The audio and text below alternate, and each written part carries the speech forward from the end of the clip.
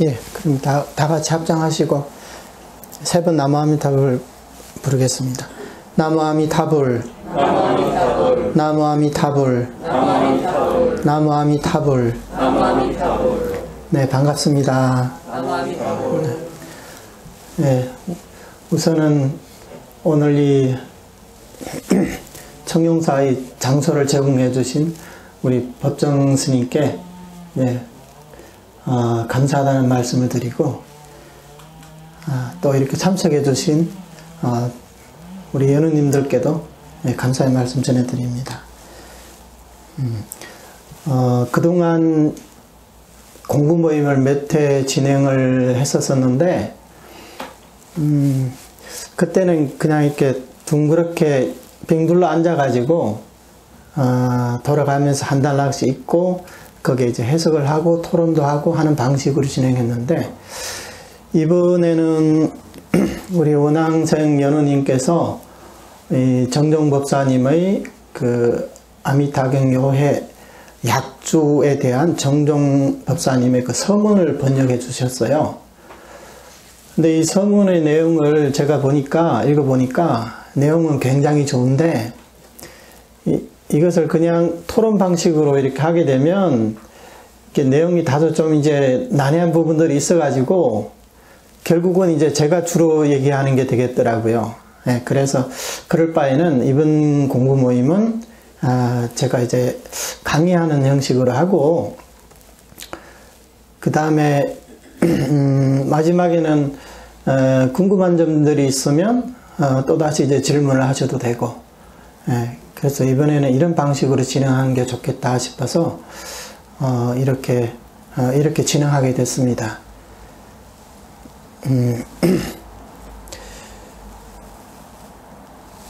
이 요해, 아미타경 요해는 우익대 명나라 말기 4대 고성 가운데 한 분이신 우익대사님께서 지으신 주석서입니다. 근데 이 내용이 워낙 좋고, 또 이제 근대에 와서는 거의 모든 정토를 수행하는 이런 행자들이 요해를 보지 않은 분들이 그리 많지 않다시피 할 정도로 이게 굉장히 중요한 주석서에 들어갑니다. 물론 이제 우리 한국에서는 많은 분들에게 다소 이제 낯설 수도 있겠지만, 대만이나 중국 같은 데는 거의 이제 정토 수행을 하는 사람들에게 있어서는 이제 필독서라고 할 수도 있습니다.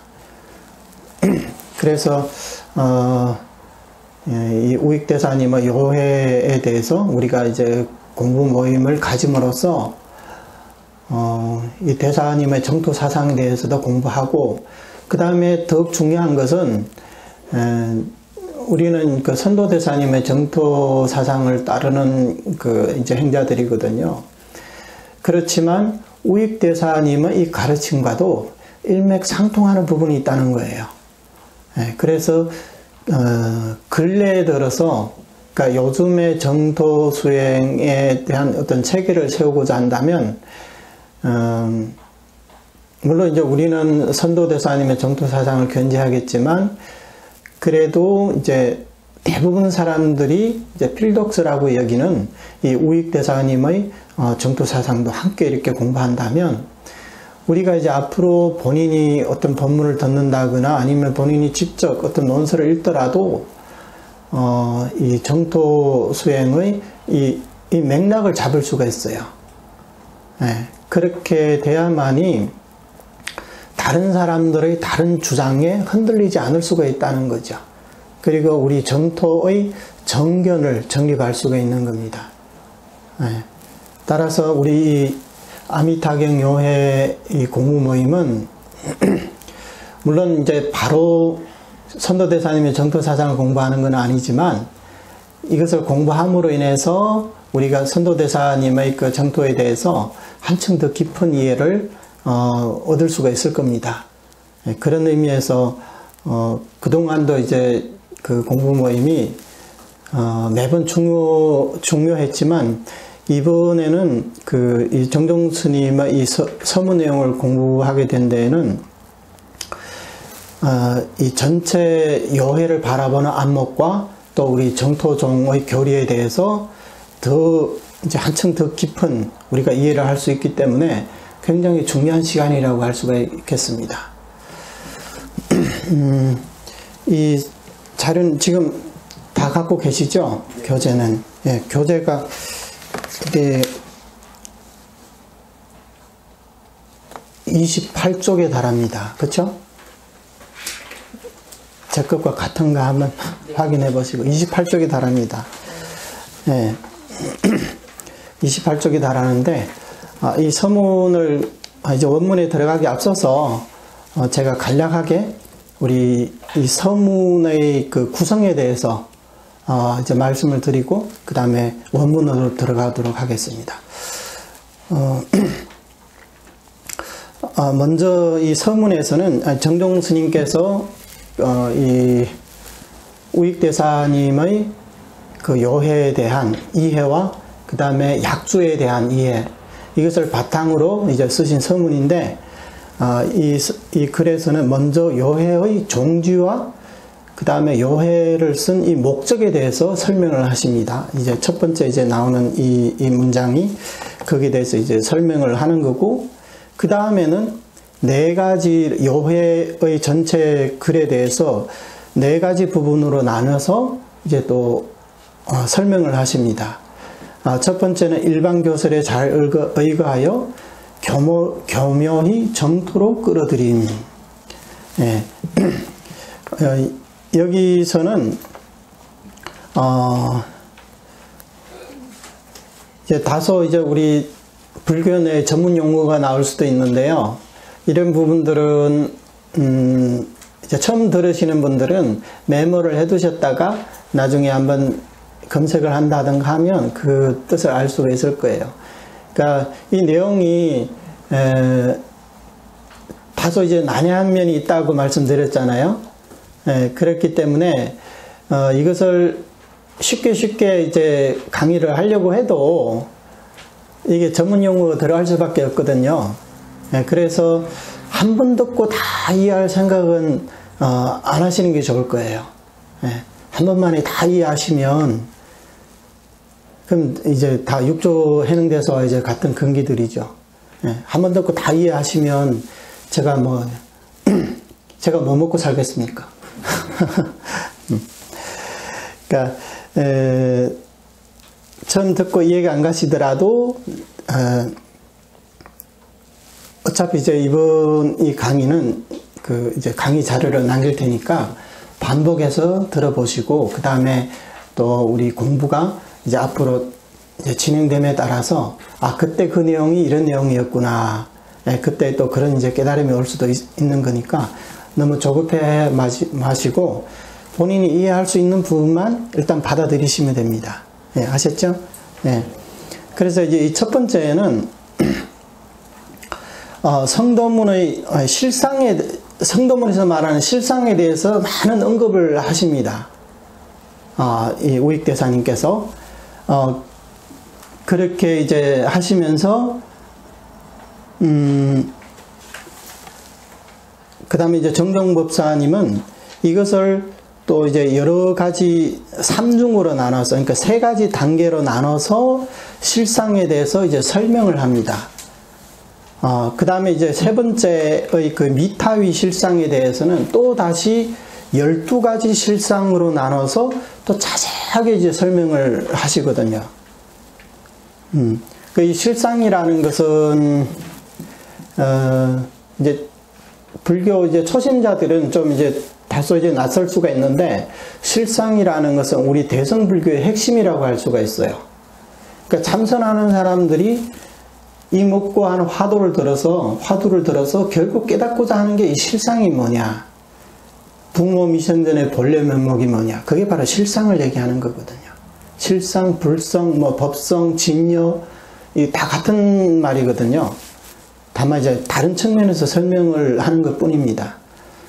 이렇게 해서 이제 12가지 또 이제 미타위 실상을 12가지 측면으로 나눠서 또 자세히 설명을 드리고, 그 다음에 두 번째는 일반 법문의 용어, 개념들, 이 명상을 빌어서 정투 법문에 특별한 의미를 부여함.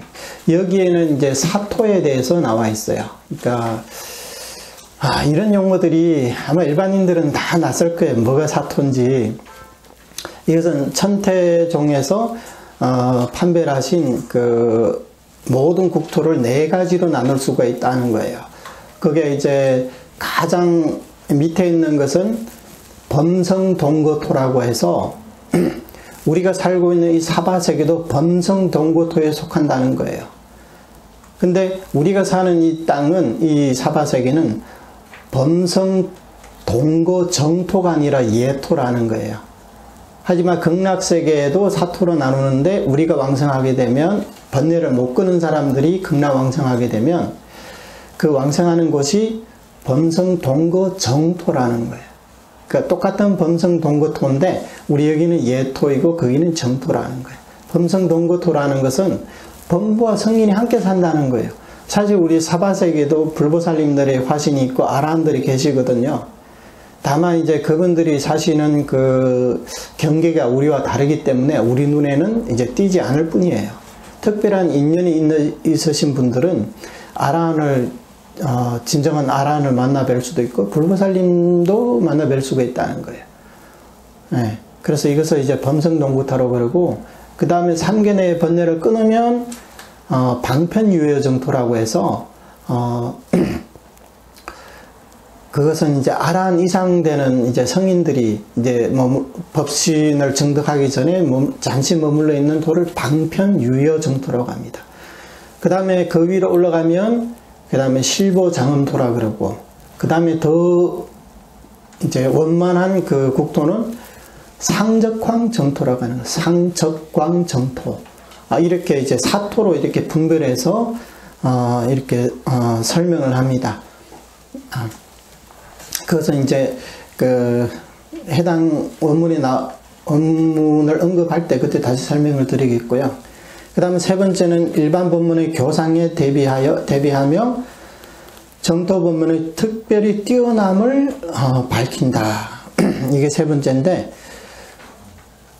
여기서는 정토종 이외에 모든 종파를 뛰어넘고 또 이 칭명수행 이외에 만법을 또 뛰어넘으며 또 극락정토가 외에 다른 타방 정토를 뛰어넘고 또 아미타 부처님의 이 대원이 다른 모든 부처님을 뛰어넘는지 여기에 대해서 이제 언급을 합니다.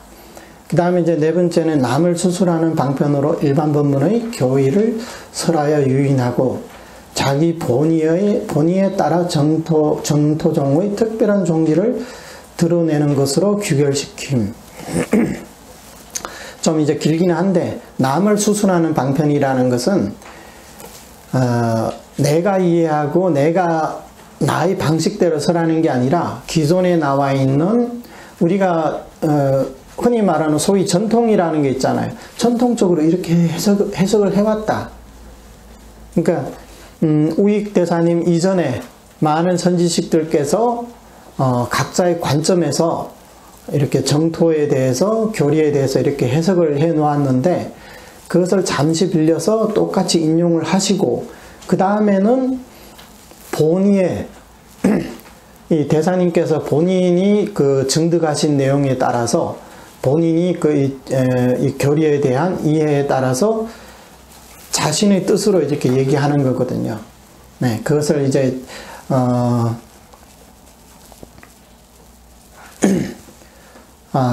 그것을 이제 자기 본의에 따라 정토종의 특별한 종지를 드러내시는 것이라는 겁니다.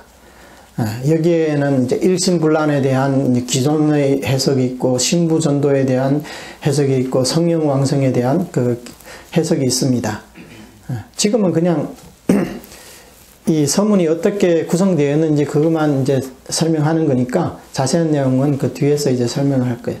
그 다음에는 이 앞에까지는 요해에 대한 그 서문이었다면, 말씀이었다면, 그 다음엔 이 아미타경 요해 약주를 쓰신 지수법사님의 이 글에 대해서 이제 평론을 하는 거죠.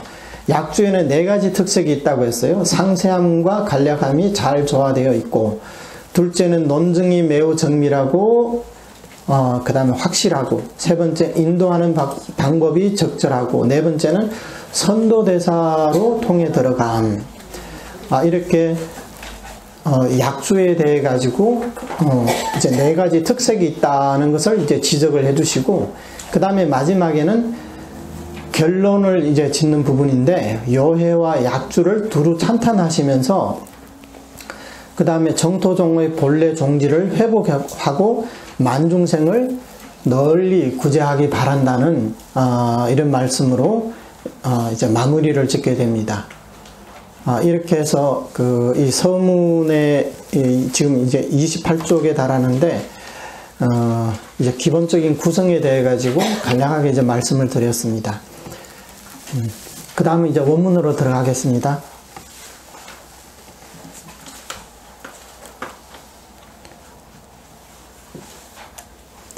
자, 이제 서문을 보시겠습니다. 여기 서문 2라고 나와 있는 서문 1은 이 요해 약조의 저자이신 지수법사님의 서문이고, 이 두 번째로 정종 스님의 서문이기 때문에 그 2라고 붙인 겁니다. 연정 구조인 우익대사께서 여해를 지어 아미타경을 주석하셨는데, 이 주석서가 세상에 나온 이후로 정급 행인들은 모두 떠받들며 근거로 삼았다.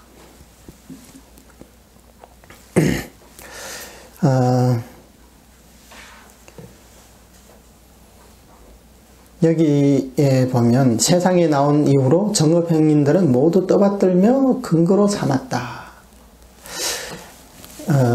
이 말씀은 제가 아까 그 말씀드린 대로 지금 요즘에 그 정토 수행을 하시는 분들은 물론 이게 이제 대만이나 중국을 얘기하는 거예요. 거의 이 우익대사님의 미타 요해를 하나의 근거로 삼는다는 거예요. 단순히 그냥 참고하는 게 아니라 이것을 하나의 근거로 삼아서 자신의 이 정토 사상을 이제 정립을 한다는 거죠. 그래서 이것은 하나의 교과서와 같다고 할 수가 있어요.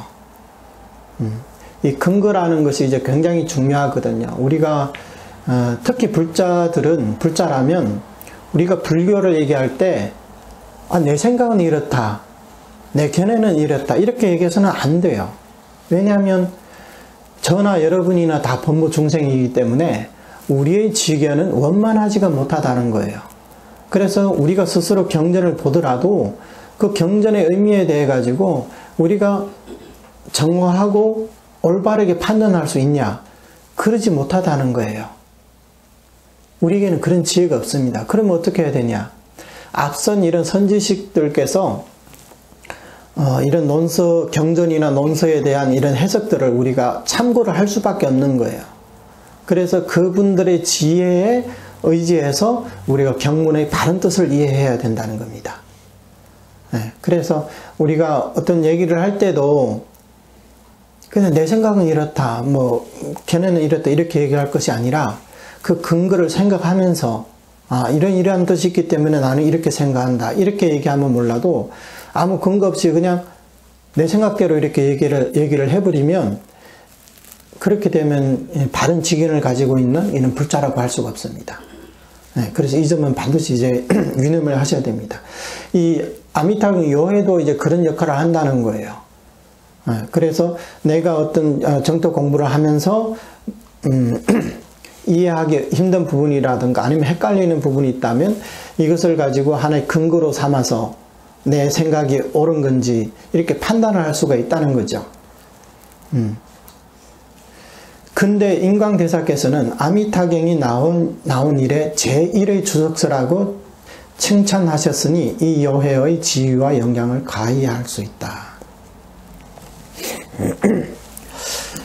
인광대사님께서는 이 아미타경 요해를 보시고 나서 뭐라고 찬탄을 하시냐면, 이 아미타경 요해는 설사 이 아미타 부처님이 직접 오셔가지고 이 주석서를 쓴다 하더라도 이 요해를 뛰어넘을 수 없다, 이렇게까지 찬탄을 하신 겁니다. 저도 처음에 이 글을 봤을 때, 그렇게까지 우익대사님이 아무리 훌륭해도 아미타 부처님과 어떻게 견줄 수 있겠냐, 이런 의문이 들었었거든요. 근데, 이 인광대사님께서 이렇게 극찬을 하셨단 말이죠. 그래서 나중에 이제 공부하면서, 왜 이렇게 찬탄을 하셨는지 그 이유를 알게 됐어요. 왜냐하면 이 우익대사님은 사실 25살 때 선종에서 말하는 확설대오를 하신 분이에요. 그러니까 깨달음 얻으신 분이라는 거죠. 그리고 나서 이제 천태종의 귀의를 천태학의 귀의를 해가지고 당신의 그 저서를 거의 다 그 천태종의 관점에서 이제 해석을 해 놓으셨거든요. 그 천태학에서 이제 얘기하는 그 이제 핵심은 사실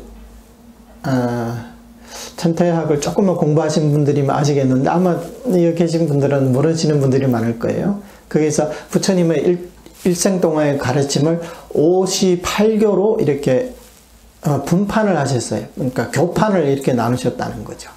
그래서 부처님의 교법에도 낮은 차원에서 점점 높은 차원으로 이렇게 나눠서 설명을 하시는데 그게 이제 장통별원.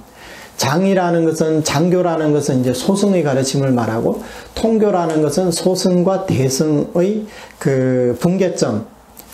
이제 근기가 좋은 사람은 대승으로 통해갈 수 있고 근기가 나쁜 사람은 그냥 성문 영각의 과위를 증득하는. 그래서 그 대승의 초문이라고도 그러거든요. 그 다음에 별교. 별교는 순수하게 보살법만 얘기하는 거예요. 그 다음에 원교는 이거는 완전히 이제 부처님의 입장에서 바라보는 것. 이것을 이제 원교라 그러거든요. 근데 이 아미타경 요해에서는 아미타경 전체를 원교로 판석을 하신 거예요. 원교로서. 그 원교로 판석했다는 것은 무슨 얘기냐면 부처님의 교법 중에서 가장 수승한 게 원교이기 때문에 설사 부처님이 오셔가지고 아미타경을 해석하더라도 원교를 더 이상은 올라갈 수가 없거든요. 완전히 부처님의 지견으로 해석을 한 거기 때문에 부처님 지견보다 더 뛰어난 건 없단 말이죠. 그렇기 때문에 이 아미타경은 이렇게 부처님께서 오셔서 직접 해석을 하더라도 이것보다 뛰어날 수는 없다. 이렇게 단정을 지으신 겁니다. 그러니까 그런 의미가 있다는 것을 이제 아시면 되겠습니다. 그래서 이 요해의 지위가 우리 전체 불교 내지 우리 정토 불교에서 그 요해 지위와 영향을 알 수가 있다는 거예요. 그래서 지금 특히 이제 우익대사님이 이제 떠나신 지도 이제 몇백 년이 됐거든요. 그러다 보니까 지금의 이제 수행자들은 더더욱이 이런 이 요해의 가르침에 이제 의지해야 된다. 이제 그런 말씀이 되겠습니다. 밑에 보겠습니다. 이 책 요해의 종지는 무엇인가? 요해는 어떤 사람들이 보라고 쓰인 책이며 어떤 목적을 달성하고자 하는가? 여기 이제 두 가지 질문이 있습니다. 요해의 종지가 뭐고, 그 다음에 어떤 사람이 보라고 쓴 책이며 그 목적이 뭐냐? 다시 말해 요해 두 글자에서 요는 어디에 있는가? 그 다음에 해는 어떤 사람을 위한 것인가? 대사께서는 경문을 정식으로 해석하기 전에 문장의 첫 시작부터 이를 설명하고 있는데 요해의 종요, 그러니까 종요는 종지와 요지라고 뒤에 나와 있죠. 는 바로 믿음과 발언으로 오로지 명호를 지님이며 이것이 정토종의 근본 뜻이라고 했다. 자, 이 우익대사님 말씀에도 이 요해의 종지가 뭐냐? 바로 믿음과 발언으로 오로지 명호를 지님이라고 했어요. 그러니까 극락세계 아미타 부처님에 대한 믿음을 일으키고 그 다음에 극락왕생을 하려는 발언을 하시고 칭명연부를 하는 게 그게 이제 요해의 종요라는 거예요. 그러니까 종요라는 것은 이 미타요해 전체에서 설하고자 하는 핵심이 뭐냐? 바로 믿음과 발언으로 이 명호를 지니는 게 이게 핵심이 된다는 거예요. 그리고 또 한 가지는 이 여호와는 어떤 사람들이 보라고 쓴 책이고 또 그 목적이 뭐냐 이것도 중요하거든요. 근데 예를 들어 가지고 제가 어떤 법문을 하는데 이 법문은 특정한 대상을 위해서 이제 설한 거예요. 그러면 그 특정 대상에 들어가지 않은 사람들은 이것을 듣더라도 별로 이익이 없고 또 이해하기도 어렵겠죠. 예를 들어 가지고 만약에 이제 부처님께서 어떤 경을 설했는데 그 주 대상이 보살들을 상대로 이제 설해 놓으신 거예요. 그러면 우리 일반 법무들이 아무리 들어봐야 우리는 그 이익을 얻을 수가 없거든요. 그거는 차원이 높은 그 대보살들을 상대로 설한 법이기 때문에 우리 법무 중생들은 그게 해당 사항이 없다는 거예요. 그러면 우리가 그것을 아무리 듣는다 하더라도 결코 우리는 그게 이제 해당하는 큰 이익을 얻을 수 없게 된다는 거죠. 근데 이 여인은 누구를 위해서 쓴 것이냐? 식견이 얕은 초심자를 위해 쓰였다는 거예요. 그러니까 우리처럼 불교에 대해서 많이 알지도 못하고 또 이제 지혜도 별로 뛰어나지 않은 우리 같은 일반 범부 중생들을 상대로 이제 쓰신 책이라는 거예요. 이게 이제 그 우익대사님의 서문에 나와 있는 내용이거든요. 다시 말해 불법의 초보자, 정토를 처음 배우는 자, 지혜가 짧고 얕은 사람들이 보는 책으로서 그들로 하여금 믿음과 발언을 쉽게 내어 오로지 명호를 지님으로써 다 함께 극락왕생케 하고자 쓰인 것이다. 불법의 초보자, 정토를 처음 배우는 자, 지혜가 짧고 얕은 사람들이 보는 책. 그러면 우리는 해당 사항이 있겠죠, 여기에. 우리가 바로 이런 사람들이잖아요. 불법의 초보자이고 정토를 처음 배우는 자, 지혜가 짧고 얕은, 그게 바로 이제 우리들이거든요. 하지만 여회를 펼쳐보면 거기서 실상을 말하고 심성을 말하고 이체를 말하고 사토를 말하고 사일심과 일심 등을 말하는 곳도 또한 적지 않아 이런 것들을 모두 식견이 얕은 초신자를 위해 말했다고는 하기 어렵다. 앞에서 서문에서는 우익대사님 분명히 이렇게 식견이 얕은 초심자를 위해서 이 책을 쓰셨다고 했는데 정작 원문을 펼쳐보면 여기 어려운 단어들이 많이 나오거든요. 실상이 나오고 심성, 이체, 뭐 사토, 사일심, 일심 뭐 이런 어려운 내용들이 나온단 말이에요. 그렇게 보면 또 이게 과연 우리와 같은 근기들을 대상으로 설한 거 맞냐? 또 이런 의문이 들 수가 있단 말이죠. 그래서 이런 책을 보더라도 이런 어려운 용어 속에 우리가 그게 이제 빠져가지고 헤어나오지를 못하는 거예요. 그리고 다 읽고 나서도 도대체 뭘 얘기하고 있는 거지? 그러니까 그 갈피를 잡을 수가 없는 거예요. 우리가 이해할 수가 없으니까. 너무나 어려워서.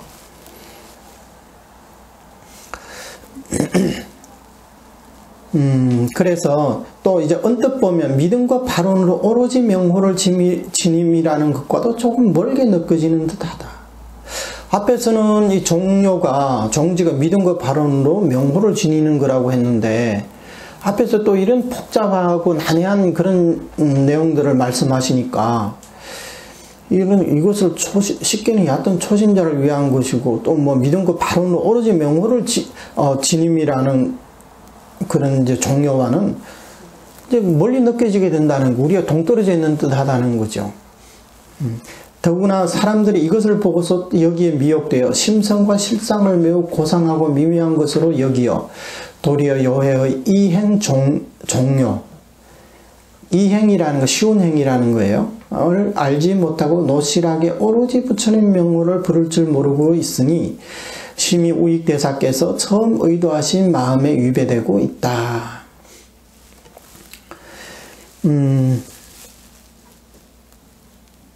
이렇게 이런 실상이니 심성이니 사일심이니 이일심이니 이런 이론에 이제 미혹되게 되면 오히려 이런 것들을 이제 높이 여기면서 아까 말씀드린 이런 핵심 종료에 대해서 그냥 노실하게 오로지 부처님 명호를 부르라고 했는데 보니까 글에는 막 엄청난 내용들이 있거든요. 그러니까 그게 이제 미혹돼 가지고 이것은 칭명은 뒷전이고 심성이 뭐고 사토가 뭐고 사일심 일심이 도달하려면 어떻게 해야 되는지 이런 데 이제 빠지게 된다는 거죠. 그러니까 원래는 사실 우리 정토 수행이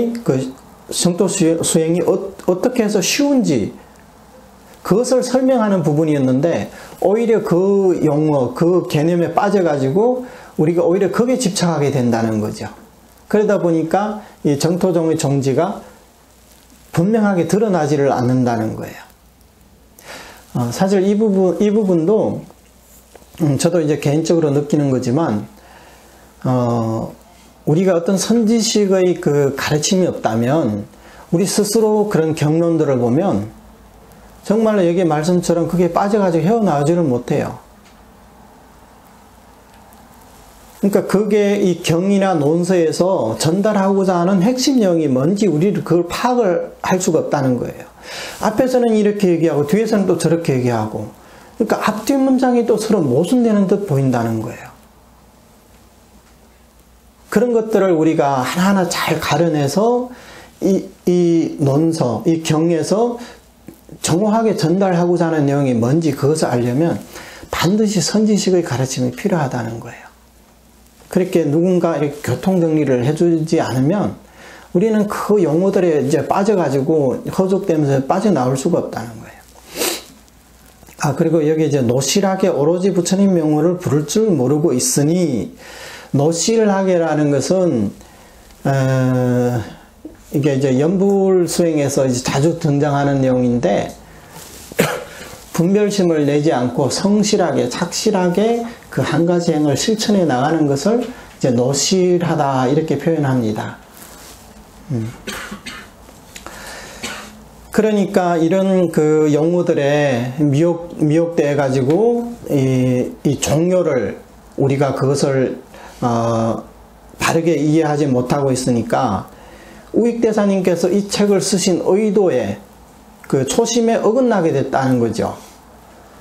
우익대사님은 이렇게 장황하게 여러 이제 내용들을 이제 언급하면서 성도문의 내용, 정토문의 내용 다 언급하면서 이제 설명을 하신 것은 결국에는 믿음과 발언으로 증명을 하라는 데 있는데 그 원래 의도가 거긴데 이제 성도문의 교리에 이제 빠지게 된다는 거죠. 그렇게 되면 이 저자이신 우익대사님의 그 초심에 이제 위배된다는 거예요.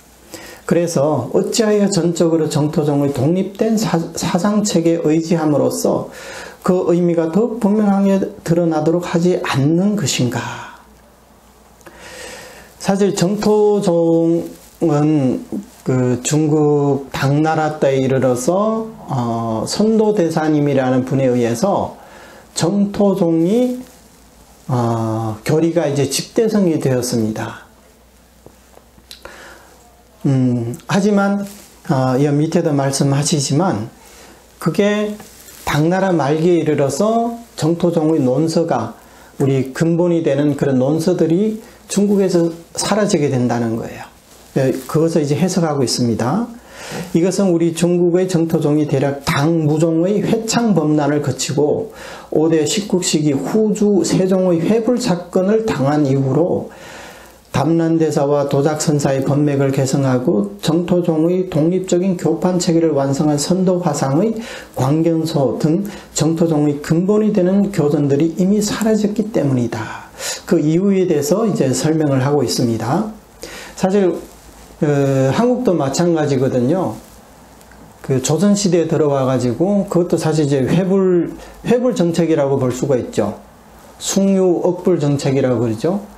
그래서 아마 잘은 모르지만 사실 한국에도 그동안 그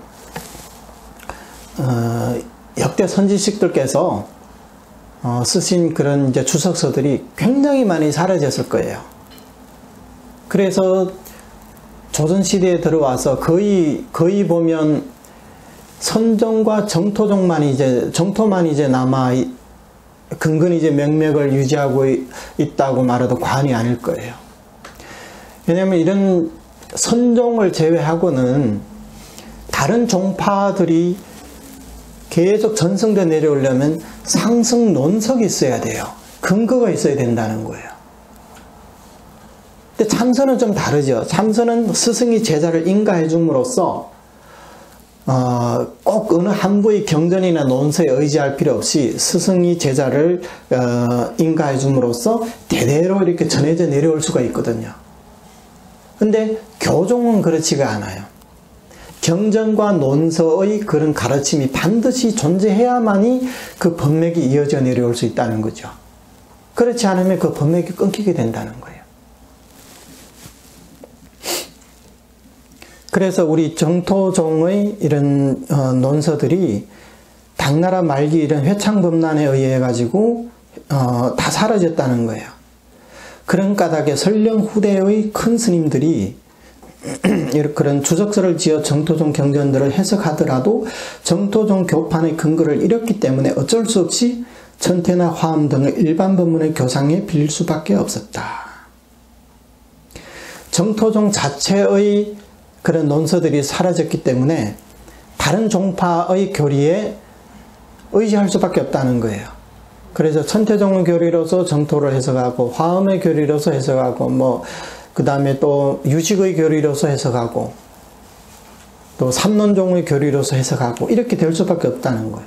우익대사님 또한 마찬가지예요. 우익대사님은 우리 정토종의 그런 상승 논석들을 보신 적이 없다는 게 그 시대 안타깝지만, 그래서 우익대사님은 정토종을 해석을 하지만 그 근거가 없기 때문에 이 천태종의 교리로서 이 아미탁을 해석할 수밖에 없었다는 거예요. 이런 역사적인 그런 인연과 관계가 있다는 겁니다. 그렇지만 대사의 뜻은 바로 일반 본문의 교상을 빌려 정토 본문의 매우 뛰어남을 드러내고 일반 본문의 교문을 거두어들여 특별한 이익이 있는 정토문으로 들어가도록 하신 것이니 여기에 반드시 주목해야 한다. 여기서도 지금 정정 스님의 말씀은 천태학의 교리를 빌렸지만 천태학의 교리에 머무르지 않고 정토종의 그 특별한 이익이 있는 정토종의 뜻을 드러내셨다는 거예요. 사실 이게 우리가 정토종을 공부하고 있지만 왜 우익대사님의 미타요의를 공부하는지에 대한 이유이기도 합니다. 이제 뒤에 가면 이제 설명이 있겠지만 우익대사님은 선도대사님의 정토종의 이런 논서들을 접해보지 못하셨지만 그럼에도 불구하고 선도대사님의 이 교법과도 통하는 부분이 있다는 거예요. 그러니까 전에 이런 정토종의 이런 논서들을 직접 보지도 못했으면서도 이렇게 훌륭한 그 해석을 할 수 있다는 것은 정말로 이 우익대사님의 지혜가 정말 뛰어나다는 것을 이제 증명할 수 있다는 거죠. 독자들의 이해를 돕기 위해 대략 4가지로 분석하겠다. 아까 처음 말씀드렸지만 처음 이제 4가지로 분석하겠다는 것은 요해 자체에 대한 이제 설명이라고 볼 수가 있어요. 자, 첫 번째, 일반 법문의 교설에 잘 의거하여 교묘히 정토로 끌어들임. 실상, 심성은 불법의 큰 근본이며 모든 종파에서 공통적으로 말하는 것이어서 대사께서도 이 실상, 심성 등을 말씀하셨다. 그러나 다른 종파에서 말하는 바의 의도는 수행자들로 하여금 자기 마음을 가지고서 실상을 증득하고 깨닫게 하는 것이다. 반면 대사께서 실상, 심성 등을 말씀하시는 의도는 우리로 하여금 믿음과 발언으로 연불하여 서방 정토 왕생을 구하도록 하는 데 있다. 대사께서 말씀하시는 의도는 우리로 하여금 믿음과 발언으로 연불하여 이게 반복이 됐네요. 서방 정토 왕국 구하도록 한 데 있다. 말은 같은 뜻 하지만 말의 뜻은 크게 다르다. 이 실상과 심성이라는 것은 정토종을 제외한 모든 대승종파에서 공통으로 추구하는 바입니다. 그게 천태가 됐든 화엄이 됐든 유식이 됐든 중관이 됐든 선종이 됐든 내지는 밀교도 마찬가지예요. 반드시 심성, 실상을 깨달으라고 그러거든요. 이것을 깨달아야만이 그 원만한 부처님의 지견을 열 수가 있다는 거죠. 법화경에서 부처님께서 이 땅에 오신 이유가 뭐라 그랬어요? 계시의 불지지견이라. 부처님의 지혜를 열고 보이고 깨닫고 들어가게 하도록 하기 위함이다 그랬습니다. 거기에서 부처님의 지견이 뭐예요? 바로 이 실상, 심성을 얘기하는 거예요. 그래서 선종에서도 깨달은 사람들은 이분들의 말씀은 부처님과 같이 손을 잡고 다니고 어깨동무하고 다니고 한 콧구멍으로 숨을 쉰다고 그래요. 그러니까 부처님의 생각과 이 사람 생각이 똑같다는 거예요. 왜냐하면 똑같은 걸 깨달았으니까. 그래서 정토종을 제외한 모든 종파에서는 이 심성, 이 실상을 그렇게 중요시한다는 거예요. 그런데 정토에서는 좀 다르다는 거예요. 정토에서는 이런 심성과 실상을 깨닫기 위해서 정토를 설한 게 아니라 이런 실상, 심성을 깨닫지 못하는 이런 중생들을 위해서 연불에서 극락 왕생하라고 인도하고 있다는 거예요. 왜 왕생해야 되냐? 우리가 금생에 참선이라든가 다른 어떤 지관 수행을 통해 가지고 그런 깨달음을 얻을 수는 없지만 우리가 남아미탑을 연불을 함으로써 일단 극락 왕생만 하게 되면 극락세계 왕생한 사람 치고는 깨닫지 못한 사람이 없다는 거예요.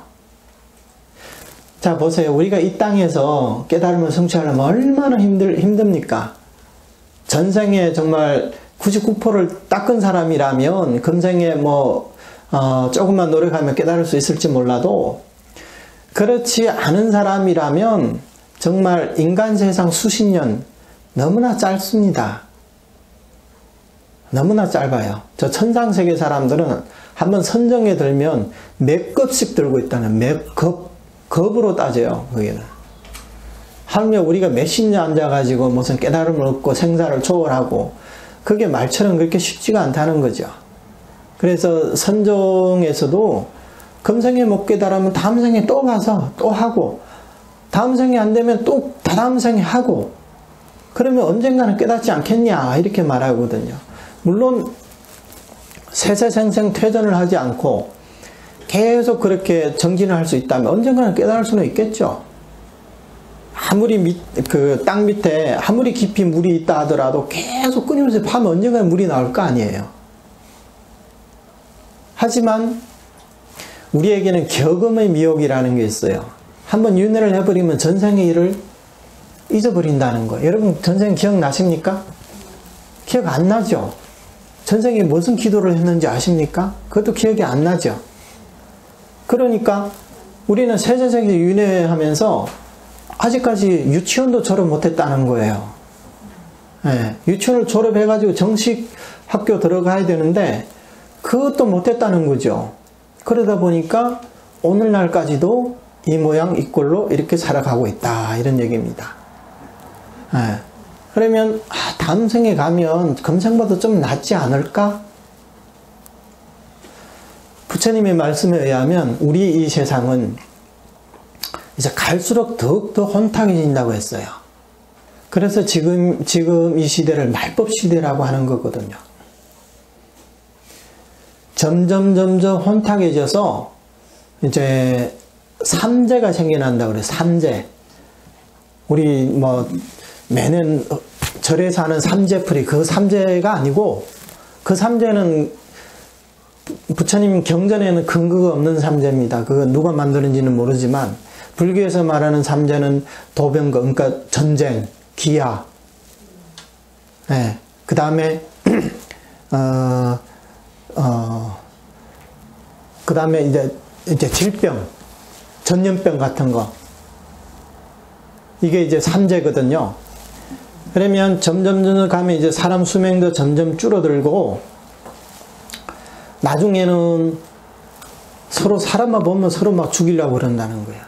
길가에 그 풀도 그게 이제 무기로 변해가지고 그냥 그걸 뽑아가지고 찌르면 바로 이제 사람을 죽일 수가 있답니다. 이제 그때는 사람들의 마음이 극도로 이제 악해져가지고 서로 이제 불신하는 거예요. 둘이 같이 길을 가다가도 혹시나 옆에 사람이 먼저 선수를 쳐가지고 나를 죽이지 않을까.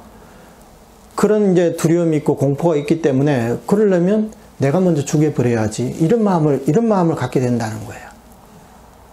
그게 부처님께서 미리 예언을 하신 겁니다.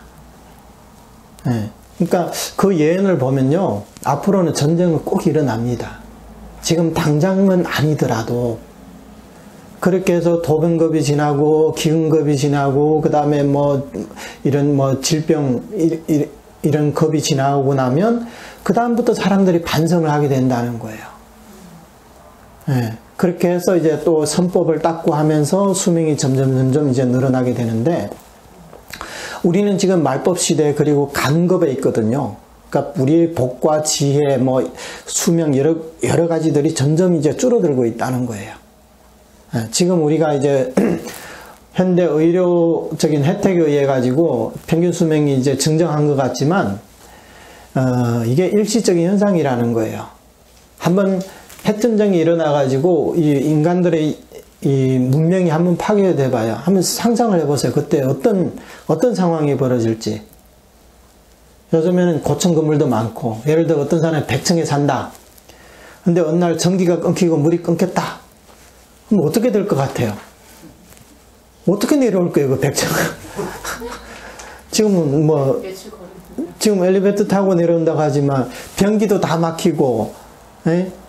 그게 그 조리도 못 해 드시고 정말 악귀 세상이 따로 없을 거예요. 아수라상이겠죠. 그러니까 앞으로는 세상이 이제 점점 이제 혼탁해진다는 거예요. 이런 세상 속에 살면서 우리가 한시라도 빨리 이런 불타는 지배에서 벗어나야 되겠다, 이런 생각을 갖지 않는다면 정말 앞으로 이제 우리의 인생은 어떻게 될지 이제 그걸 한 치 앞도 바라볼 수가 없다는 겁니다. 그러니까 우리 모두 각성을 해야 됩니다. 금생에 내가 이제 살아가는 목적은 뭐냐? 나는 극락왕생하기 위함이다. 더 이상 생사윤회를 하지 않고 저 정토의 왕생에서 내가 부처가 돼서 다시 시방세계에 무수한 분신을 놔두어서 중생을 구제해야 되겠다. 이런 마음가짐을 갖고 사셔야 된다는 겁니다. 예, 잠시 쉬었다가 하겠습니다. 예, 바로 시작하겠습니다. 예.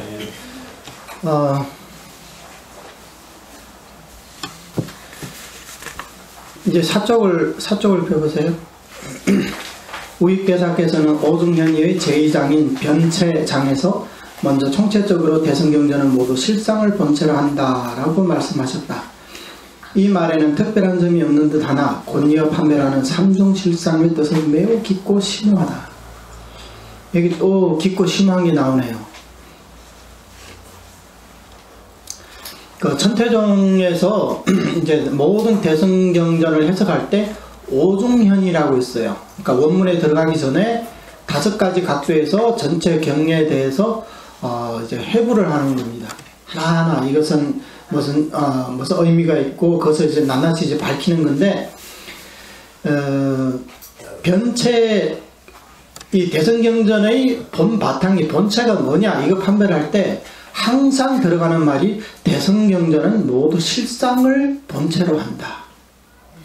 다시 말해서 모든 대승경전은 석가모니 부처님의 그 구경원만한 실상의 마음에서 흘러나온 거기 때문에, 자연스럽게 흘러나온 거기 때문에 그 바탕은 모두 실상이 된다는 거예요. 그래서 우리가 경전을 독송할 때도 그냥 경전을 처음부터 끝까지 이제 독송만 해서 평생 경전만 독송해서 그 경전의 이익을 얻을 수 있는 게 아니라, 경전을 독송함으로써 그 실상을 깨달아야 된다는 거예요. 실상. 이 경의 본체가 실상이기 때문에 그것을 깨달아야 된다는 거예요. 그래서 독경도 예로부터 일종의 수행 방법으로 전해져 내려온 거예요. 근데 만약에 우리가 실상을 깨닫지 못하고, 예를 들어 우리가 법화경을 독송한다 하더라도 처음부터 끝까지 이렇게 독송을 할 수가 있어요. 하지만 그걸 통해 가지고 계시오의 불지지계를 할 수 없다면 그것은 인천의 복에 불과하다는 거예요. 인천의 복. 다음 생에 천상이나 인간의 몸을 받을 수가 있겠지만 그걸 통해 가지고 해탈은 할 수는 없다는 거예요. 윤회에서 벗어날 수 없다. 그런 얘기가 되는 거예요. 다만 그런 독송한 경전들은 전부 다 부처님의 말씀이기 때문에 우리 제8식인 아뢰야식에 저장이 되어서 수많은 생 이후에 또 어떤 인연을 통해 가지고 그 종자가 이제 싹이 트게 되면 그 인연으로 또 다시 이제 우리가 수행을 할 수 있는 그런 이제 여건이 형성이 된다는 거죠. 그렇기 때문에 우리가 독경을 하더라도 경전의 의미를 제대로 파악하는 게 중요합니다. 그냥 문자만 그렇게 읽고 넘어가는 것은 약을 먹지 않고 약 처방만 맨날 그것만 쳐다보는 거와 같다는 겁니다. 그래서 여기에서도 모든 대승경전은 실상을 본체로 한다고 말씀하시고, 이 말에는 특별한 점이 없는 듯 하나 곧이어 판별하는 삼중실상, 삼중실상이라는 것 세 가지 단계로 나눠서 실상에 대해서 이제 말씀을 하는 겁니다. 자, 첫째, 우리의 현전에서부터 억지로 실상이라 부른다까지는 중생의 실상. 중생의 실상이라는 거, 우리 중생들의 분상에서의 실상을 말하는 거예요.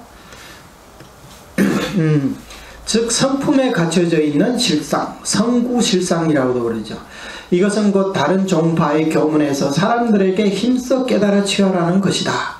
하지만 우리가 비록 성품에 갖춰져 있는 덕은 있지만 이를 닦아서 드러내는 공이 없다면 이 불성에 힘입어 위로 올라갈 수 없을 뿐만 아니라 오히려 업을 짓고 침륜할 뿐이니 어찌 슬프지 아니한가. 여기서 이 맨 밑에 봐요. 우리의 현전에서 억지로 실상이라 부른다. 이것을 우리 문항세 연우님께서 본문까지 내용을 발췌해 가지고 말씀하셨습니다.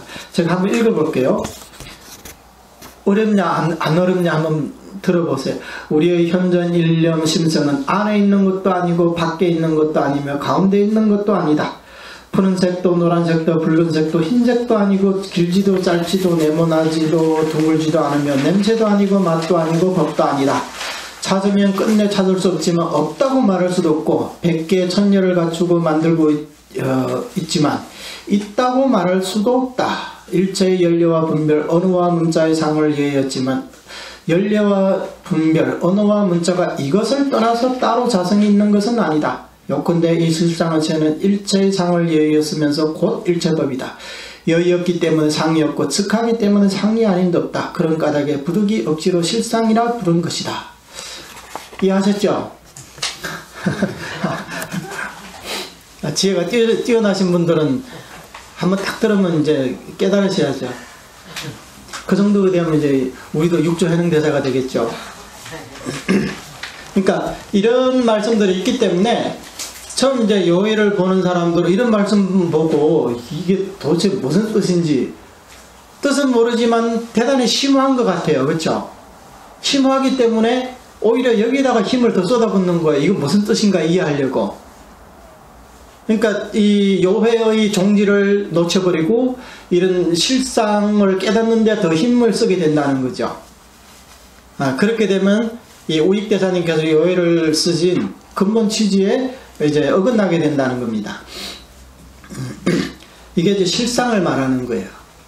실상을 부득이하게 표현을 하자면 이렇다는 거예요. 그래서 실상이라고 실제로 뭐 우리 눈에 보이고 귀에 들리고 뭐 냄새를 맡을 수 있고 하는 그런 것들은 대상이 없어요. 실상을 또 공성이라고도 이렇게 표현을 하는데, 이것은 만법의 본체가 되지만 본체라고 해가지고 따로 어떤 특정한 형태로 뭐가 있는 것도 아니라는 거예요.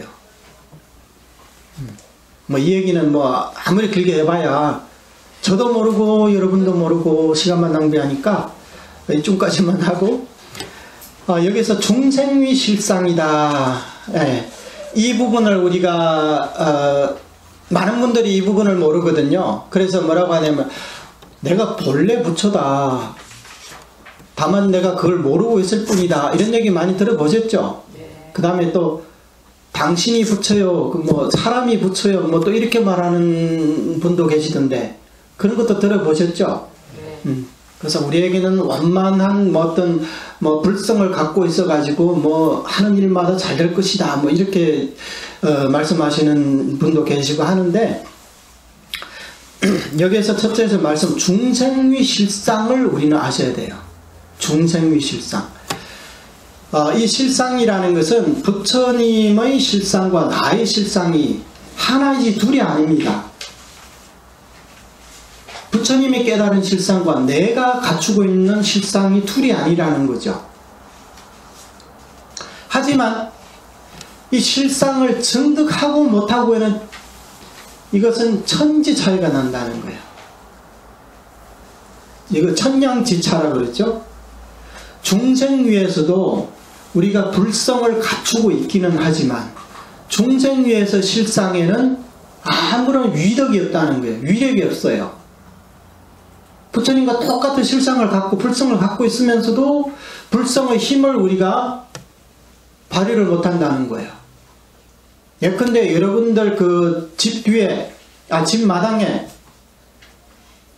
그게 금은보가 잔뜩 그게 있어요. 근데 우리가 그걸 모르고 개발을 할 줄 모른다는 거예요. 그 내한테 많은 재물들이 있지만 한 푼도 못 쓰고 있다는 거죠. 알고 있더라도 그것을 어떻게 꺼낼 줄 모르니까. 그러니까 우리가 중생위의 실상에는 부처님과 똑같은 뭐 공덕을 갖고 있고 뭘 상호 공덕과 어떤 뭐 모든 능력을 갖고 있다고 하지만 우리가 개발을 못했기 때문에 그 힘을 발휘할 수가 없다는 거예요. 우리가 그 금광석이라고 있잖아요. 그러면 그게 이제 그 돌에 있는 그 이제 잡질들을 제거하고 재련을 해야 하잖아요. 순수하게 그 순금을 빼내야 하잖아요. 우리는 아직 그걸 이제 아직 제대로 그 재련을 못했다는 거죠. 우리 중생들은. 그래서 그것이 원만하게 드러내려면 어떻게 해야 되냐? 반드시 현실적인 수행을 통해 가지고 우리의 번뇌망상을 처음에는 조복시키고 그 다음에 모조리 끊어가지고 우리의 이 본래 갖추고 있는 실상을 완전하게 증득을 해야만이 그때 바로 구경불이라고 하는 거예요. 서가모니 부처님이나 아미타 부처님과 같은 부처님이 된다는 거예요. 그 전에는 아무리 내가 부처라고 하고 내가 어떤 부처님의 공덕과 능력을 갖췄다 하더라도 그거는 말뿐이에요. 우리가 부처라고 하지만 하는 행동들은 뭐예요? 부처가 그런 행동을 할 수가 있습니까? 부처님에게 탐진치 삼독이 있습니까? 부처님은 남을 시기하고 질투하고 남을 원망하고 그런 마음이 있을 수 있습니까? 근데 우리 범부중생들은 그게 아니라는 거죠.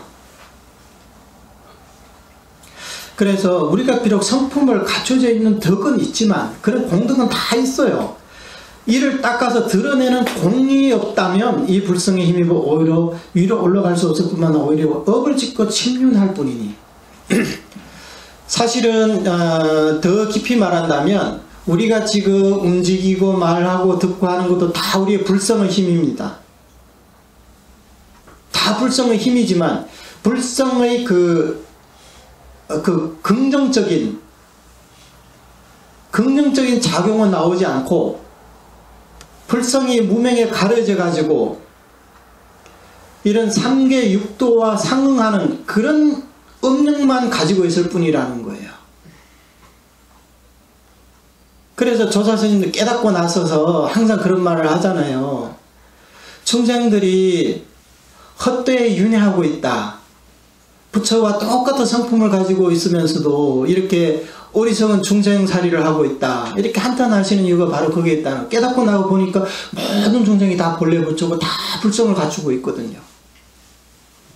하지만 우리에게는 그런 금을 재련하듯이 그런 과정이 없기 때문에 우리는 범부의 삶을 살고 있다는 거죠.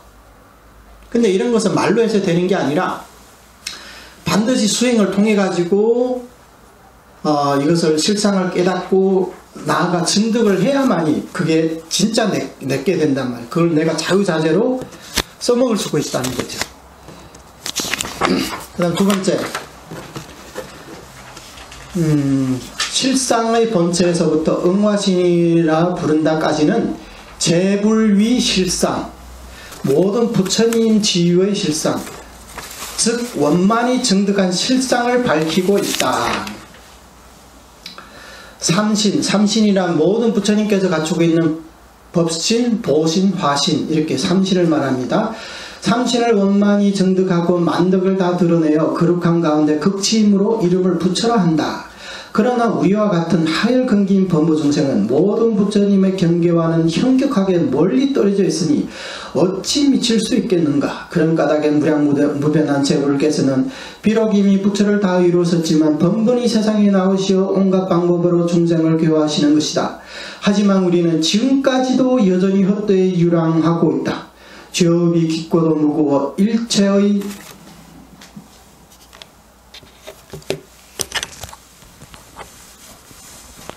일체의 장애, 일체의 장애가 없는 실상법 가운데서 스스로 장애를 만들고 있으니 썩은 나무나 돌멩이에 생기가 돋지 못하는 것 같으니 다시 애통한 신세가 될 뿐이다. 첫 번째는 중생위 실상이고 두 번째는 재불위 실상. 이것은 뭐냐면 부처님께서 단지 실상을 깨닫는 차원에 머물러 있는 것이 아니라 방금 말씀드렸듯이 3대 아성지급 동안의 난행고행을 통해 가지고 모든 번뇌를 말끔히 제거하고 성품의 공덕을 원만하게 드러내셨기 때문에 부처님이 되신 거라는 겁니다. 여기서 말하는 부처님은 우리 범부들 스스로 나도 부처야 하는 것과는 다르다는 거예요. 이거 분명히 아셔야 됩니다. 불성은 똑같지만 불성을 완전히 증득하고 못하고에는 엄청난 차별이 있기 때문에 대승불교에서는 보살의 수행 단계를 52위로 나누거든요. 첫 번째는 십신, 그 다음에 십주, 십행, 십회양, 십지, 그 다음에 등각, 그 다음에 묘각이에요. 묘각이 구경불이라는 거예요. 근데 우리는 초신의 지위까지도 못 간 범부 중생들입니다. 그렇기 때문에 우리가 이 재불위 실상, 이런 구경불과 비교한다면 거의 뭐 하늘과 땅 차이로도 설명이 안 됩니다. 그래서 우리가 비록 불성을 갖고 있지만 우리는 그것을 모르고 이렇게 헛되이 육도윤회를 하고 있다는 거죠. 그렇기 때문에 이런 모든 부처님들께서는, 구경불을 이룬 부처님들께서는 중생들을 구제하기 위해 가지고 온갖 방법으로 번번이 세상에 오시면서 한두 번 온 게 아니에요. 석가모니 부처님도 이 땅에 한두 번 온 게 아니에요. 경전에 심지어 어떤 말씀이 있냐면 우리 삼천대천 세계에는 모든 우리가 보이는 모든 이 만물을 티끌로 냈을 때, 이제 가루로 냈을 때 한 티끌 한 티끌마다 석가모니 부처님이 중생 구제를 하기 위해서 이 몸을 버리고 피를 쏟은 곳이 아닌 곳이 없다 그랬어요. 그럼 얼마나 이 땅에 자주 오셨겠습니까? 중생구제를 위해 가지고. 법만경에서는 석가모니 부처님이 이 땅에 8,000번을 오셨다고 했어요. 우리 이 사바세계, 그러니까 이 지구상에 중생구제를 하기 위해서. 근데 그것마저도 방편설이라는 거예요. 왜 그렇게 자주 오시겠어요? 중생들을 구제하기 위해서 온갖 방법을 동원해가지고 우리 중생들을 구제하기 위해서. 왜냐하면 부처님이 보셨을 때는 우리가 살고 있는 3계 전체가 불타는 집과 같다는 거예요. 지금 집에 불이 붙었는데 우리 중생들은 그 집 안에서 거기서 재밌다고 하면서 거기서 희희낙낙하면서 나올 생각조차 하지 않고 있다는 겁니다. 만약에 우리가 부모라면 우리 자식들이 집이 불이 붙었는데 우리 자녀들이 거기서 그게 노름에 빠져가지고 안 나오려고 하면 얼마나 마음이 다급하겠습니까? 부처님도 그런 마음이라는 거죠. 그렇기 때문에 번번이 세상에 오셔가지고 중생을 구제하려고 합니다. 하지만 부처님께서 중생을 구제하시는데도 3가지 단계가 필요해요. 첫 번째는 뭐냐면 씨앗을 뿌리고, 그 다음에 두 번째는 잘 자라도록 이제 가꿔주는 거, 성숙시키는 거, 물 있게 해주는 거. 그 다음에 두 번째가 그거고, 세 번째가 이제 수확을 하는 거예요. 그 법화경에서 마지막 법화경을 설하실 때 그것을 이제 대수확을 하기 위해서 오셨다 그러거든요. 이것을 종숙탈, 종은 씨앗을 뿌리는 거, 숙은 이제 물 있게 해서 성숙시키는 거고, 탈은 해탈시키는 거, 중생들. 그러니까 부처님이 오셨다 해가지고 바로바로 중생을 구제할 수는 없단 말이에요. 부처와 중생 간의 인연이 얕으면 부처님 말씀이라도 잘 안 믿는 거예요. 그래서 번번이 오셔가지고 중생들에게 삼성의 교법으로서 인도를 하는 거거든요. 네. 그러니까 인천의 건기에게는 너 5개를 지켜라. 5개를 지키면 다음 생에 사람 몸은 받을 수 있다. 사막도까지는 안 간다. 그리고 천상에 태어나고 싶으면 십선을 닦고 사무량심을 닦고 선정을 닦아라. 그러면 저 천상에 태어날 수 있다. 그리고 3계내에 대해서 이제 염리심을 낸 사람에게는 고진멸도 사성제를 설하셔서 아랑과를 증득하게 해주는 거예요. 12연기를 설해가지고 또 이제 연각의 과유를 얻을 수 있게 하고, 그 다음에 나는 여기에 머물지 않고 저는 중생구제를 하겠습니다. 이런 대보리심을 바란 자들에게는 이제 육바라밀 수행을 가르쳐 주시고, 그렇게 부처님은 번번이 오셔가지고 단계별로 나눠서 중생들을 이렇게 조숙시키고 해탈로 이끌어 드린다는 겁니다. 근데 우리 중생들은 접이 무겁고도 깊고도 무거워서 일체 장애가 없는 이런 실상법 가운데 스스로 장애를 만들고 있다는 겁니다. 부처님께서 이렇게 우리를 구제하려고 하는데 우리 자신은 나도 정말 부처님의 구제를 바라겠다. 나도 정말 해탈을 해야 되겠다. 이런 생각을 잘 안 한다는 거예요. 기껏 해봤자 남편 사업 잘 되게 해주세요. 몸 건강하게 해주세요. 우리 자식 좋은 대학 가게 해주세요. 좋은 직장 들어가게 해주세요. 이런 기복에만 머물고 있잖아요. 그러니까 그런 것은 뭐냐? 아직까지 해탈할 그 인연이 아직 안 되었다는 얘기거든요. 물론 그게 꼭 나쁘다고 할 수는 없어요. 하지만 불자라면 거기에만 머물러 있지 말라 이런 얘기입니다. 네. 처음에는 그런 인연으로 우리 이게 불교로 들어올 수는 있겠지만 결국에는 그것을 이제 뛰어넘어서 정말로 윤회에서 벗어날 생각을 해야 된다는 거예요. 세세성에 윤회한다는 것은 너무나 괴로운 일입니다. 여러분. 금생에 이렇게 살았지만 다음 생에 와서 똑같이 또 이렇게 살고 이렇게 생로병사를 반복하고 그 다음 생에 똑같이 또 와가지고 생로병사를 반복하고 그렇게 살고 싶으십니까? 전혀 없어요. 세상이 태평스러우면 괜찮은데 우리 노보살님 6.25 때 겪었다고 하지만 6.25와 같은 그런 상황을 다시 한번 겪으라 하면 그렇게 겪고 싶습니까? 아니죠. 그렇죠. 그러니까 앞으로 세상은 점점 혼탁해질 세상이기 때문에 지금 바로 우리가 살고 있는 집이 불이 났다 생각해봐요. 거기서 한시 바삐 벗어날 생각을 해야지. 거기서 뭐 어떻게 화장을 하고 뭘 하고 거기서 몸보신하고 해봐야 뭔 소용이 있어요. 금방 이제 불이 타오르면 그 다 타 죽고 마는데 그 불길이란 바로 우리 번뇌의 불길이라는 거예요. 우리의 번뇌의 불길이 치성해지면 탐진치 삼독이 치성해지면 삼재도 또한 따라오게 되는 거예요. 그게 다 중생들의 공업이라는 거죠. 그래서 이 두 번째는 재불위의 실상. 그러니까 중생위의 실상과 재불위의 실상은 실상의 이름은 같아도 실제 내용은 엄청난 차이가 있다고 했죠. 네. 그 다음에 셋째.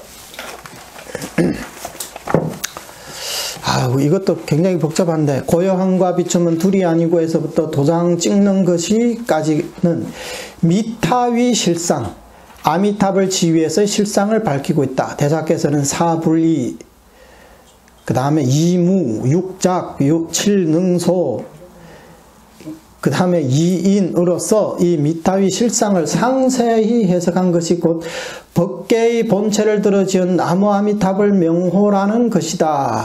이 나무아미탑을 있는 까닭에 모든 부처님들이 이를 찬탄하시는 것이고 재불의 대비가 비로소 궁극으로 원만하게 된 것이다. 우리가 이것을 의지할 때 최선이 비로소 온전히 드러날 수 있으니 기쁘고 다행한 일인 것이다. 자, 이게 세 번째는 미타위 실상. 다시 말해서 나무아미탑을 육자명호를 말하는 겁니다. 자, 보세요. 처음에는 중생위 실상을 말씀하셨고, 두 번째는 재불위 실상을 말씀하셨죠. 재불위라는 것은 구경불의 그 실상이라고 얘기했죠. 근데 여기에는 또 이제 난데없이 세 번째는 미타위 실상을 또 따로 언급을 한단 말이에요. 재불위 실상하고 그러면 미타위 실상이 뭐가 다르냐? 이제 그게 이제 우리가 이제 의심스러운 부분이기도 하겠죠. 이 앞에 사불이, 이무, 육작, 칠능소 이것은 뭐 생략을 하겠습니다. 뭐 얘기를 해봤자 입만 아프고. 네. 왜냐하면 이 아미타경 자체가 이 부처님의 아미타 부처님의 극락세계 의보 장엄에 대해서 설명하고 있고 극락왕생하라고 그렇게 인도하고 있으며 그 다음에 또 왕생의 정린에 대해서 이제 설하고 있기 때문에 미타위 실상, 아미타 육자명호의 특별함에 대해서 설하지 않을 수가 없습니다. 이 미타위 실상은 뒤에부터 12가지 실상으로 나눠서 이제 설명을 하거든요. 12가지 실상으로 나눠서 설명을 합니다. 그래서 이게 이 세 가지 실상, 세 가지 단계의 실상 가운데 미타위 실상이 이제 핵심이 된다고 이렇게 볼 수가 있습니다. 자, 여기에 그 6쪽에 보면 곧 법계의 본체를 들어 지은 나무아미탑을 명호라는 것이다. 이게 진하게 해놓은 거 그거 보이죠? 네네. 그 6쪽에 법계의 본체를 들어서 지은 나무아미탑을 명호다. 이것이 이제 미타명호와 다른 부처님의 명호가 다른 점에 대해서 말씀하시는 거고, 미타명호의 수승함에 대해서 이제 말씀하는 겁니다. 제가 한번 설명을 해볼게요. 법계의 본체를 들어서 설명한다. 이게 우익대사님의 그 요해도 나와 있는 내용인데, 광명은 가로로 시방에 두루하고 편만하고, 그러니까 가로라는 건 공간적으로 말하는 거예요. 수명이라는 것은 그거는 이제 수직적 시간을 말하는 거겠죠. 그러니까 과거, 현재, 미래 3재를 이제 관통한다는 거예요. 그렇게 공간과 시간이 이제 하는 게 바로 법계의 본체라는 거예요. 법계의 본체. 그래서 우리 아미타 부처님을, 아미타부를 또 법계 장신이라고 하는 거예요. 이 법계, 우주 법계에 아미타 부처님의 법신이 아니 계신 곳이 없다는 거예요. 그리고 극락세계에 또한 법계 장토라고 하는 거예요. 법계 장토. 다시 말해서 이 우주 어디에나 극락세계가 없는 곳이 없다는 거예요. 없는 곳이 없다는 거예요. 그런 의미에서 보면 여기도 극락세계라고 할 수 있지만 이것은 미타 위에서 하는 얘기지 우리 범부 중생들의 입장에서 하는 얘기가 아니에요. 우리 중생들은 오직 서방 극락세계에 태어나야만이 이 시방세계 편만에 있는 극락성토에 갈 수가 있다는 거죠. 네, 그러니까 우리 분상에는 우리 중생들에게는 아직과 법집이 있기 때문에 너와 나의 차별이 있고 나라와 나라 사이의 구분이 있는 겁니다. 그런데 아직과 법집을 완전히 이제 끊으신 불보살님들 입장에서는 시간과 공간이라는 것은 추상적인 개념에 불과해서 실제로 존재하지 않는다는 거예요. 그게 중생들의 번뇌 망상에 의해서 시간과 공간이라는 개념이 생겨난 거지 시간과 공간이 실체가 있는 게 아니라는 겁니다. 그래서 이것을 법계장토라 그러고 그 다음에 이제 아미타 부처님의 명호를 지을 때는 아미타불이라는 명호를 지을 때는 전덕인명이다. 부처님이 갖고 있는 모든 공덕을 가지고 명호를 지은 거예요. 모든 공덕을, 전체 모든 공덕을 육자명호 속에 다 포함시켰다는 겁니다. 부처님에게는 무량한 공덕이 있고 무량한 공덕이 있기 때문에 무량한 이름이 있어야 마땅합니다. 실제로 사실은 그렇다는 겁니다. 그래서 이런 부처님들께서는 이름을 지을 때 그 많은 공덕 가운데서 한 가지 측면으로 근기에 따라서 중생들의 이익을 어떤 이름을 지으면 중생들에게 이익을 줄 수 있냐에 따라서 근기에 따라서 이름을 만든다는 거예요.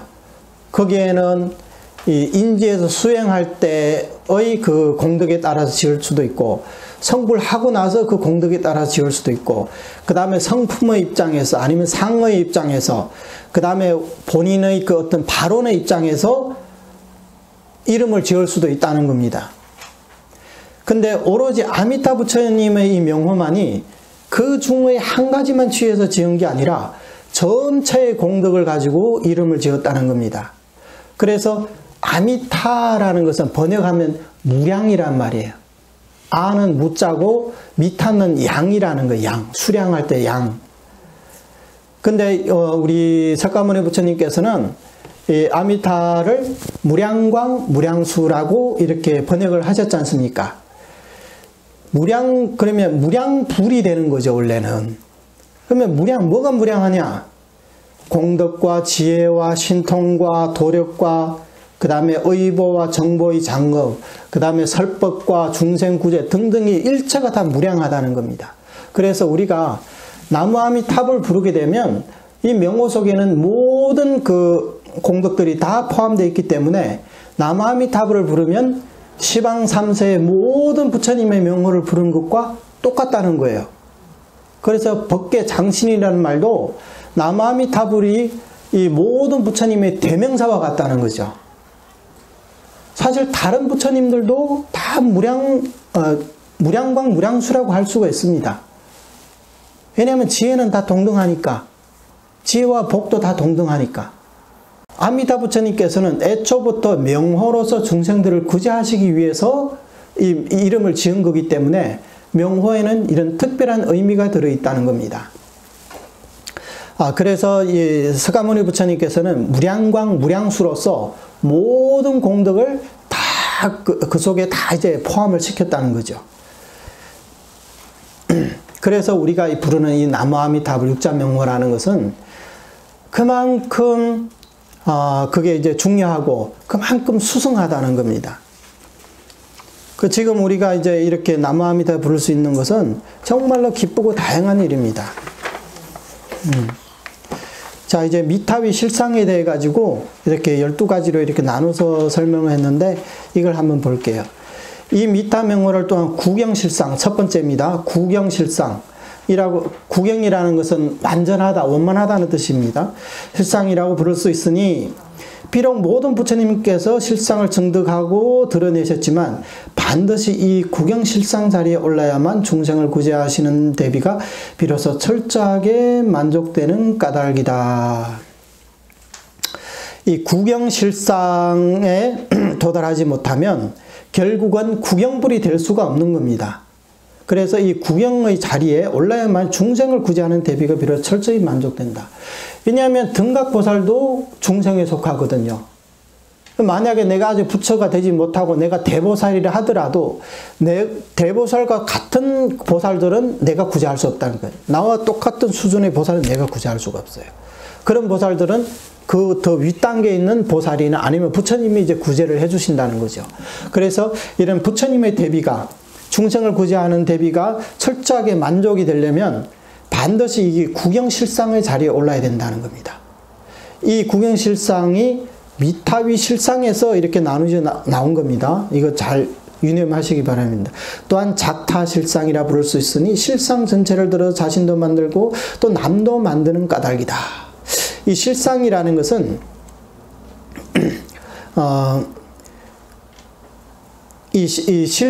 실상이라는 것은 모든 만법의 본체라고 했어요.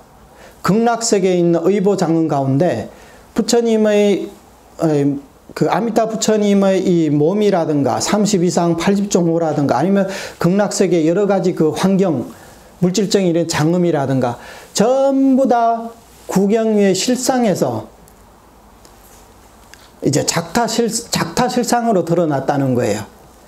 자신도 만들고 남도 만든다. 그래서 극락세계에는 7보로 장음된 연못이 있고 또 8가지 공덕이 있는 8공덕수가 있습니다. 그리고 극락세계에는 온갖 새들이 번문을 한다고 합니다. 그런데 이런 물, 나무, 이런 새 다 무엇이 만들었냐? 전부 다 아미타 부처님이라는 거예요. 아미타 부처님이 중생 구제하기 위해서 실상의 몸에서 이렇게 변화해서 나타셨다는 거예요. 그렇기 때문에 극락세계에는 풀잎 하나, 나무잎 하나, 흐르는 물, 뭐 부는 바람, 전체가 이게 이제 이 실상이 아님이 없다는 거지요. 다 아미타 부처님의 화신이라는 거예요. 그렇기 때문에 우리가 그런 환경 속에서 살게 되면 극락세계 가가지고 숨만 한번 크게 들으셔도 바로 선에서 말하는 그런 깨달음을 얻을 수가 있다는 거예요. 얼마나 쉽습니까? 이 땅에서 깨달으려고 하면 수십 년을 앉아도 소식이 있을까 말까 한데 극락세계 가면 그냥 편안하게 숨만 한번 들으셔도 깨달을 수가 있다는 거예요. 그게 다 누구의 공이에요? 우리가 잘나서 그렇습니까? 그게 바로 중생 구제하기 위한 아미타 부처님의 그게 원력이고 도력이라는 거예요. 그렇기 때문에 우리는 더욱더 극락왕생해야 되는 겁니다. 그 다음에 세 번째는 이타실상이라고 부를 수 있으니 바로 죄악 범부에게 불가사의한 공덕의 이익을 베푸시는 까닭이다. 그래서 아미타 부처님께서는 당신의 이 육자명호를 사바세계에 있는 우리와 같이 죄업을 짓는 이런 중생들에게 회양을 해주심으로써 그게 불가사의한 공덕의 이익을 우리에게 베풀어 주신 거라는 겁니다. 부처님께서 우리에게 어떻게 이익을 주실까요? 바로 명호를 우리에게 줘서 우리가 부르도록 하는 거예요. 그러면 우리가 부처님의 명호를 부르기만 하면 위에서 말한 이런 구경실상, 재불위실상, 미타위실상 이렇게 표현되는데 이런 실상을 우리가 다 얻게 된다는 거예요. 처음에는 중생위실상이라고 그랬죠. 그 다음에 여기서는 미타위실상이라고 했습니다. 이것은 뭐와 다르냐면 실상은 똑같은데 하나는 그냥 중생의 그 지위에서 수행 단계에서 그 실상을 말하는 하나는 원만히 증득한 실상이라는 겁니다. 근데 남아미타불 육자명호는 마치 완성품과 같아요. 쉽게 말씀드리면 우리 다 스마트폰 있잖아요. 이거 완성품이잖아요.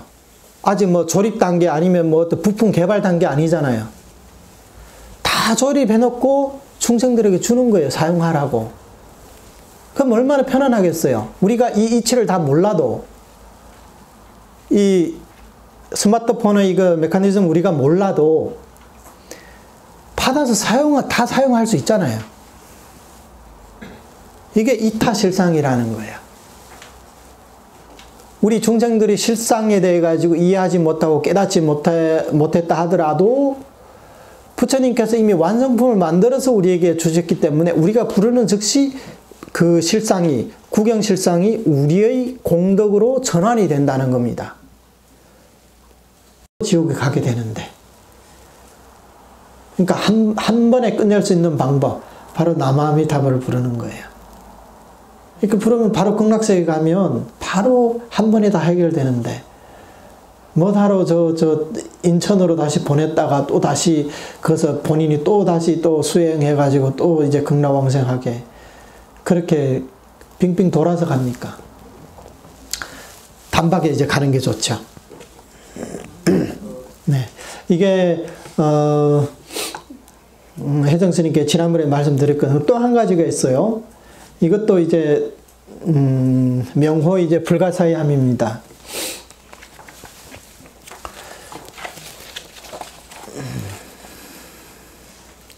이제 청명절이라고 하는데, 청명절, 우리 흔히 우리 조상님 산소에 가가지고 막 벌초도 하고 하잖아요. 가서 이제 뭐 차례도 좀 지내고 이제 하는 날인데, 이분이 대만 타이중에서 14살 된 이제 아들을 차에 태우고 이제 고향으로 이제 산소로 가고 있었어요. 이제 고속도로를 이렇게 가고 있는데, 처음에는 이제 차들도 이제 그렇게 막히지도 않았는데, 한 100km 정도로 이제 달렸답니다. 쭉 이렇게 달리는데, 그때 이제 좌우로 다 차가 있었지만 차가 이렇게 밀리지는 않았대요. 근데 이제 차가 이제 교차로 쪽에 이제 딱 들어가는데, 오른쪽에서 갑자기 이제 차 한 대가 이제 칼치기해서 쫙 들어오는 거예요. 그러니까 이분이 또 이제 여자분이고, 또 그때 이제 또 너무 당황하니까 핸들을 막 틀은 거예요.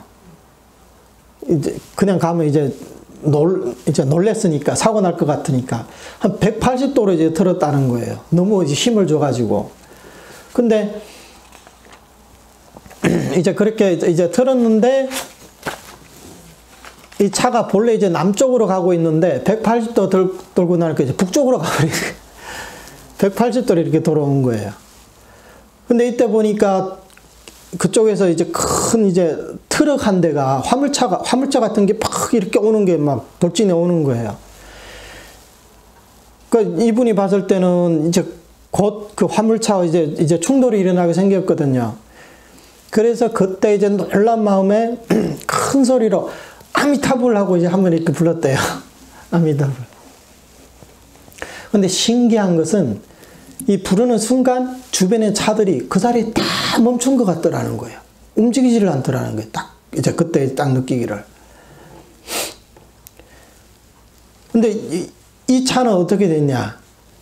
180도로 돌았지만 거기서 멈추지 않고 360도로 3번을 돌았대요. 3바퀴를 돌았대요. 그 자리에서. 그래서 이분의 표현으로는 아까 그 큰 화물차가 있다 했잖아요. 3번을 돌면서 그 화물차를 3번을 봤대요. 한 번 돌 때마다 보이고 또 한 번 보통 3번을 보였다는 거예요. 그리고 3번을 돌고 나서 이제 정상적으로 이제 남쪽을 향해 딱 서가지고는 정상적 앞으로 가더라는 거예요. 그때는 뭐 본인도 뭐 그냥 식은땀이 쫙 나고 정신이 없었죠. 그냥 이게 죽었는지 살았는지도 모르겠고, 그때는 막 그냥 막 급한 마음에 그냥 뭐 입에서 연불이 그냥 술술술 나오는 거죠. 막 그러니까 여러분들도 막 다급할 때 막 연불이 막 나오죠. 네, 아마. 정말요? 네. 저도 운전하다가 그랬어요. 일반인들은 습관이 안 된 사람들은 아이고 하든가 엄마야 하든가, 외국인들 같으면 오 마이 갓 그러겠죠.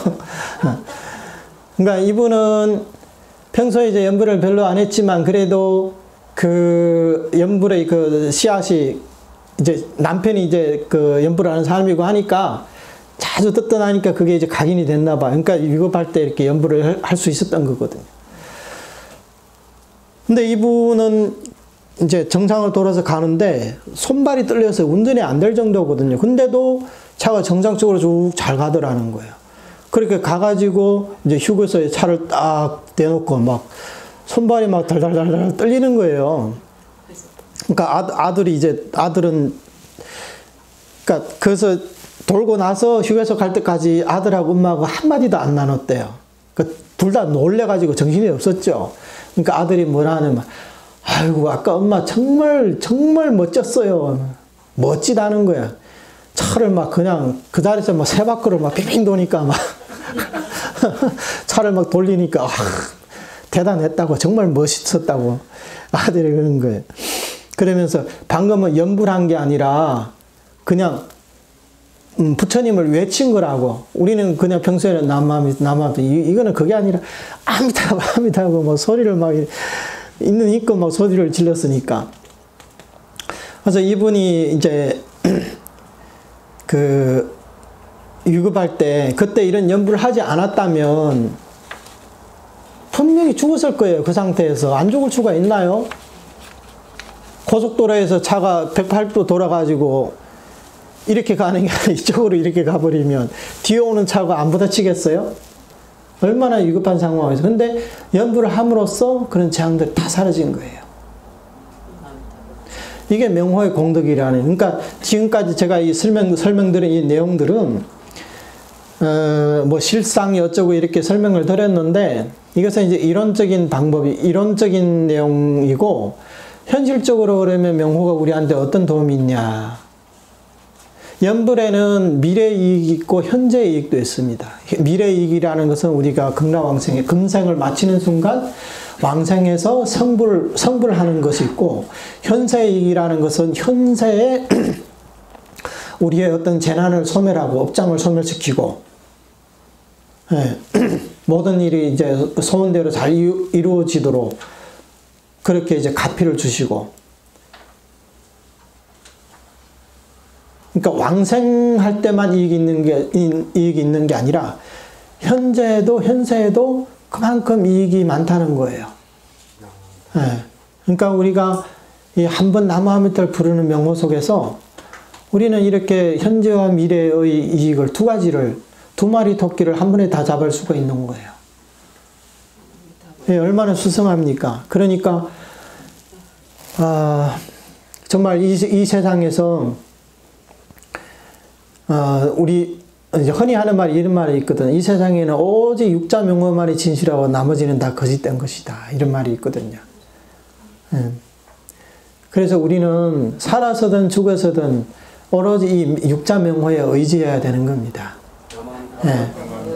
이 육자명호만이 우리를 이 육도에서 구원해 주시고 또 현세에도 우리에게 이렇게 가피를 주시기 때문에 우리가 잡다하고 복잡하게 이것저것 이렇게 할 필요 없이 이 한 가지로서 우리의 모든 그런 소원을 성취하고, 그리고 가장 중요한, 불자로서 가장 중요한 이런 성불까지 이룰 수 있다니, 이걸 안 하면 또 뭘 하겠습니까?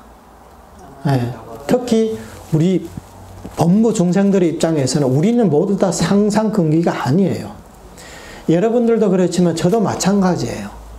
저도 오늘날 이런 선도대사님의 교법이 아니고 또 현대 이런 혜정스님이나 정종스님 같은 이런 선지식들이 이렇게 잘 설명을 해주셔서 우리가 알아보기 쉽게 이렇게 설해 놓지 않았다면 아직도 헤매고 있을 거예요. 헤매고 있을 거예요. 네. 그러니까 오늘 이제 뭐 시간도 됐으니까 여기까지만 하고, 오늘은 여기까지만 하고, 이 명호에 대해서 정말 그것을 본명원신이라고 그러거든요. 그러니까 나의 목숨과도 같이 생각하라는 거예요. 나의 목숨과도 같이. 그러니까 연불을 우리는 호흡하듯이 해야 됩니다. 자연스럽게 그리고 끊임없이 이것이 나의 생명과도 같다 이렇게 생각하면서 가난한 사람이 어느 날 다이아몬드를 하나 중만한 다이아몬드를 하나 주었어요. 그럼 이 사람이 이것을 귀하게 여길까요? 안 여길까요? 여기겠죠? 이거 하나만 있으면 집도 있고 차도 있고 마누라도 생기고 사회적 지위도 없고 모든 것은 여기에 다 달려 있다는 거예요. 그러니까 이 사람이 이걸 얼마나 조심해서 간수를 하겠어요. 우리에게도 마찬가지예요. 우리에게는 육자명호라는 많이 보조가 있어요. 이 속에는 우리의 현세 이익뿐만 아니라 성불의 이익 그리고 중생 구제의 이익마저도 다 이 속에 들어있다는 거예요. 그렇기 때문에 육자명호가 있으면 우리는 세상 모든 것을 다 가진 것과 마찬가지고 육자명호를 잃으면 우리는 진짜 무일푼인 그런 거지와도 같습니다. 네. 그러니까 금생에는 정말로 이 육자명호를 이렇게 귀하게 여겨서 이것 아니면 안 된다 이런 생각으로 다들 같이 일양전념하시기 바랍니다. 나마미타볼.